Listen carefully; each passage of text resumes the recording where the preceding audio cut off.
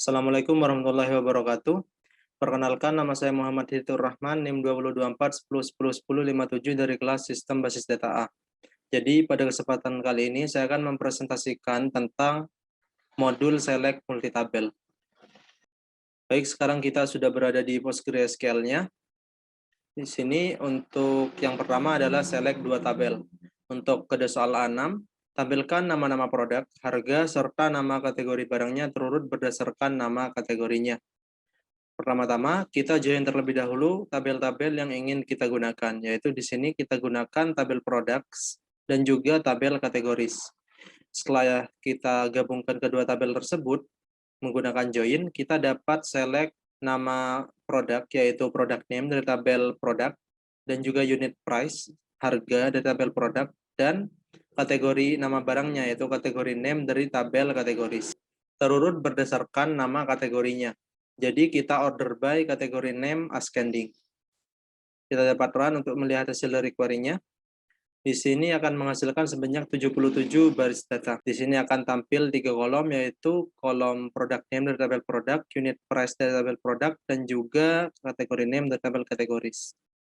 Untuk soal yang selanjutnya, soal A7, tampilkan nama perusahaan customer, ID transaksi pembelian yang pernah dilakukan, serta tanggal pembelian terurut berdasarkan nama perusahaannya.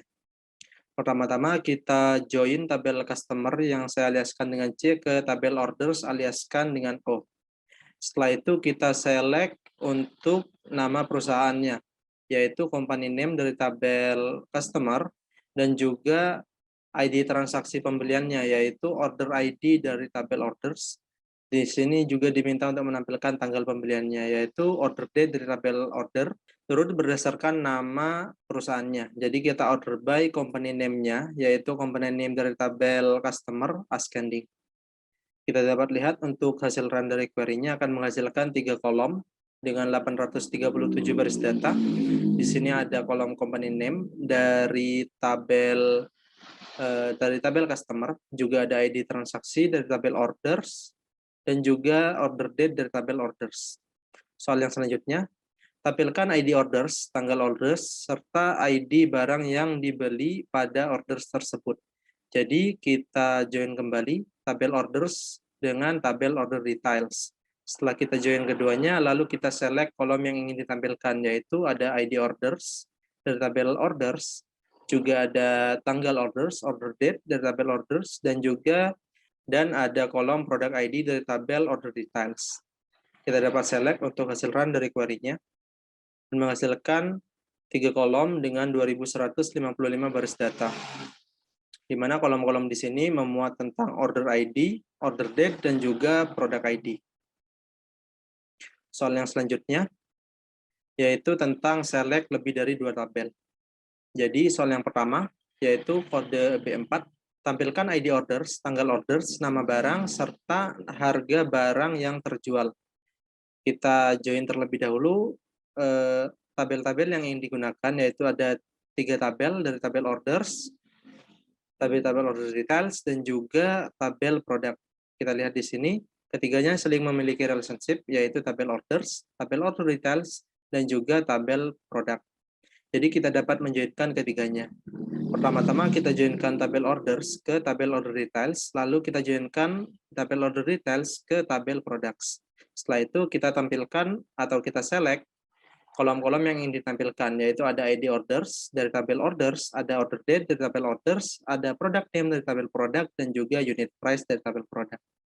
Dapat kita lihat untuk hasil run dari query-nya akan menghasilkan 4 kolom dengan kolom-kolom berasal dari tabel orders dan juga tabel product.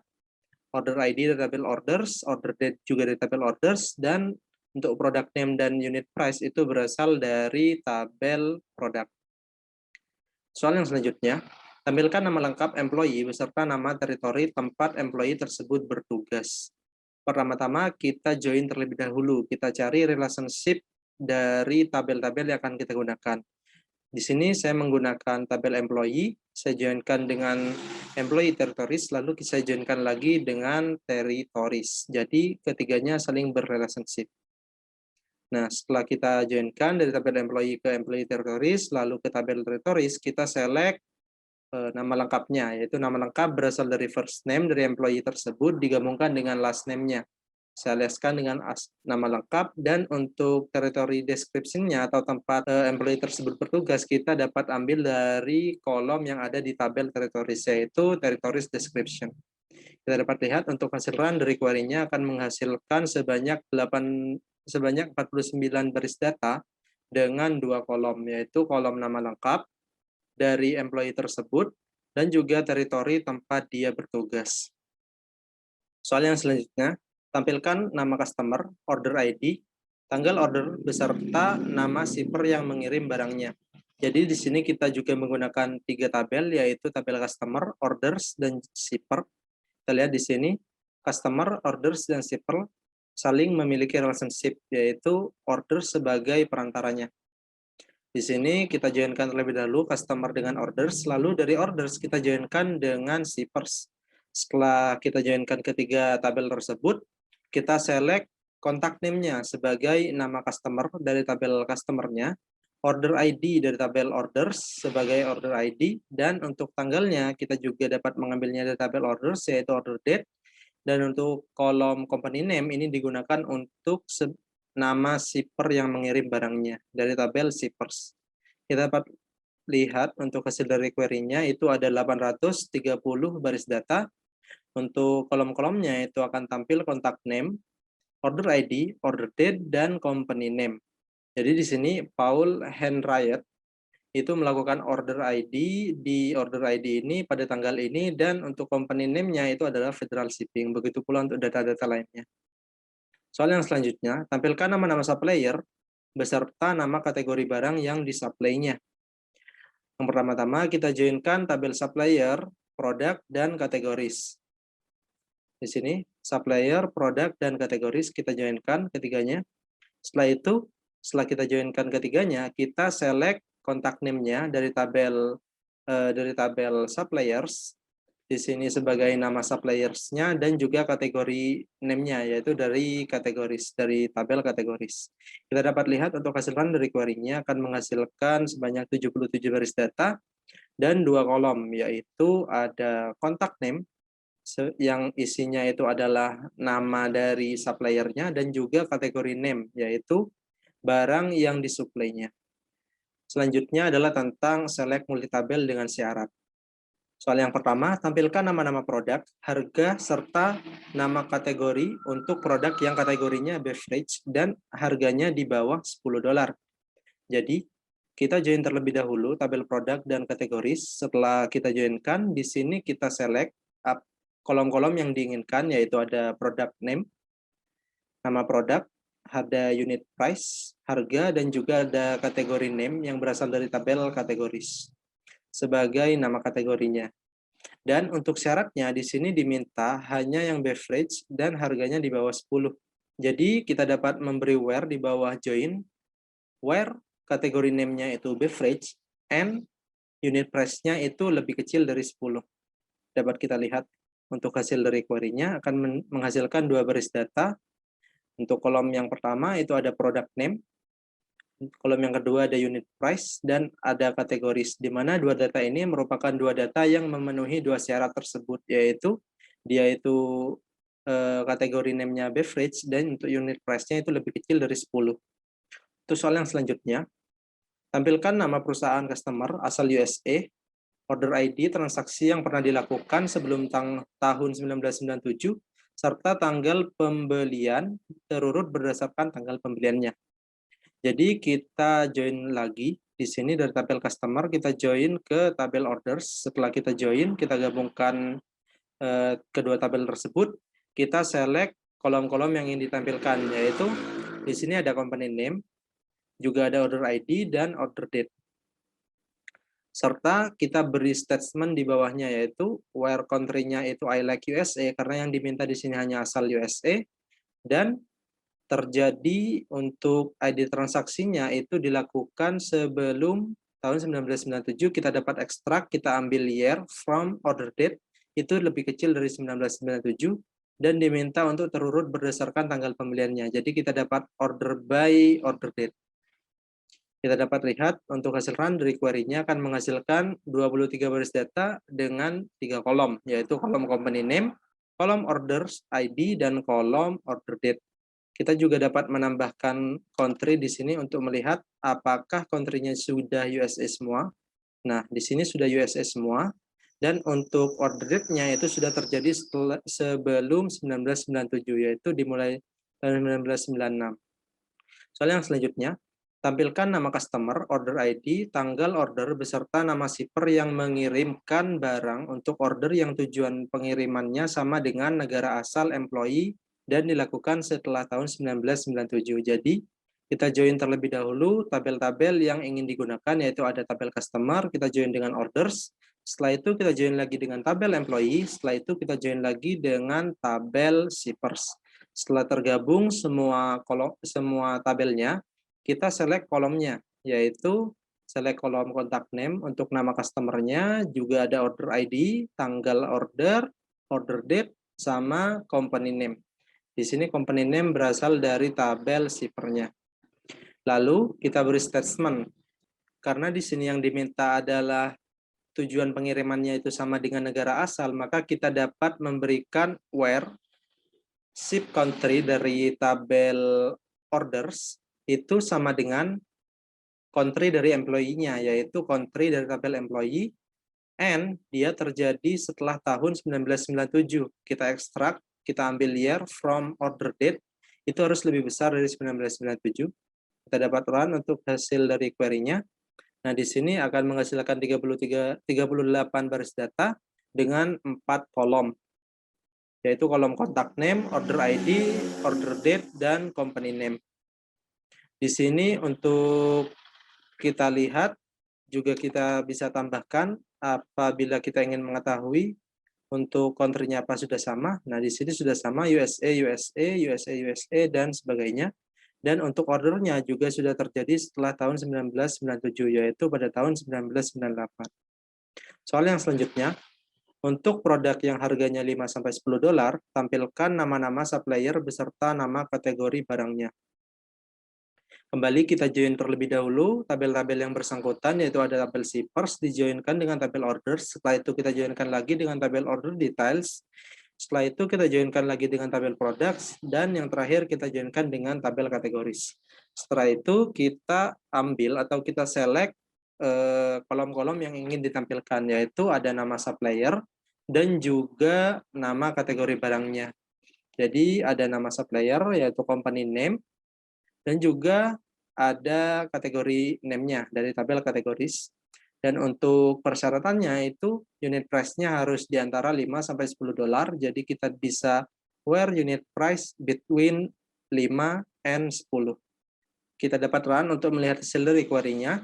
Di sini akan menghasilkan sebanyak 354 baris data dengan 2 kolom, yaitu kolom company name dan juga kategori name. Dan untuk mengetahui apakah unit price-nya itu sudah di antara 5 dan 10, kita dapat menambahkan kolom unit price. Kita dapat lihat, nah di sini untuk unit price-nya itu sudah di antara 5 dan 10. Di sini dapat kita cek, itu sudah di antara 5 dan 10. Lalu yang terakhir adalah self join dan outer join. Soal yang pertama yaitu soal pada D4. Jika E1 many dan E2 one, tunjukkan key di E1 dan E2 yang digunakan untuk menjoin E1 dan E2. Manakah yang menjadi manager dan tabel E1 atau E2? Nah, untuk menyelesaikan soal ini, kita harus lihat terlebih dahulu apakah tabel employee tersebut memiliki relationship dengan diri sendiri atau tidak. Nah, di sini dia memiliki relationship dengan dirinya sendiri, dan untuk kolom yang digunakan itu adalah employee ID, untuk primary key-nya, dan untuk foreign key-nya itu adalah kolom reports to. Di sini ada kolom reports to. Jadi untuk penghubungannya kita dapat menjoinkan employee itu ke employee itu sendiri. Namun kita aliaskan untuk employee yang pertama itu adalah E1, jadi dia employee tabel 1, Dan juga yang kedua itu employee tabel 2. Dan untuk menghubungkannya kita gunakan E1 reports to. Kita gunakan foreign key-nya karena di sini E1-nya many. Jadi kita gunakan reports to. Dan untuk E2-nya karena dia one, jadinya kita gunakan employee ID sebagai primary key-nya dari tabel employee itu sendiri. Dan untuk select-nya ini kita select nama lengkap dari employee itu sendiri, yaitu first name dari E1 dan last name as bawahan, dan untuk E2-nya sebagai manager. Kita dapat lihat untuk hasil run dari query-nya. Nah, kita lihat di sini, untuk bawahan itu ada 8 dan untuk manajer juga ada 8. Namun di sini ada duplikat untuk manajer. Jadi, satu manajer di sini dapat membawahi atau dapat menjadi manajer bagi beberapa orang sekaligus. Jadi dapat disimpulkan bahwasannya yang digunakan sebagai tabel manajer itu adalah sisi E2-nya karena dia sifatnya one. Satu manajer itu bisa membawahi atau bisa menjadi pimpinan dari beberapa orang sekaligus. Seperti itu. Baik, untuk soal yang selanjutnya, tampilkan nama lengkap employee serta nama lengkap pimpinannya jika E1 many dan E2 one. Jadi kita dapat gunakan di sini itu hampir sama untuk query-nya, hanya saja untuk join-nya kita gunakan right outer join. Jadi untuk tabel E1 atau tabel yang di sebelah kanan join, yaitu employee E1, itu nantinya akan ditampilkan semua. Jadi dia itu akan menampilkan keseluruhan dari tabel employees-nya meskipun dia tidak memiliki pimpinan. Nah, untuk lebih jelasnya kita dapat lihat untuk hasil run dari query-nya. Nah, di sini Andrew Fuller itu merupakan penjabat tertinggi di perusahaan tersebut. Dia merupakan manajer tertinggi di perusahaan tersebut. Jadi, dia juga ikut tampil. Jadi, nama lengkap Andrew Fuller, dia juga akan tampil meskipun dia tidak memiliki pimpinan. Jadi, untuk query ini akan menghasilkan 9 baris data. Dan untuk soal yang terakhir, tampilkan nama lengkap bawahan, serta nama lengkap pimpinannya, termasuk pimpinan yang tidak memiliki bawahan dan bawahan yang tidak memiliki pimpinan. Jadi untuk ini, kita dapat mengubah jadi right itu menjadi full outer. Jadi keseluruhan dari E1 dan E2 itu akan tampil, meskipun tidak memiliki bawahan dan meskipun tidak memiliki atasan. Nah, untuk lebih jelasnya kita langsung run. Nah, di sini untuk Andrew Fuller, dia tampil lagi meskipun tidak memiliki pimpinan.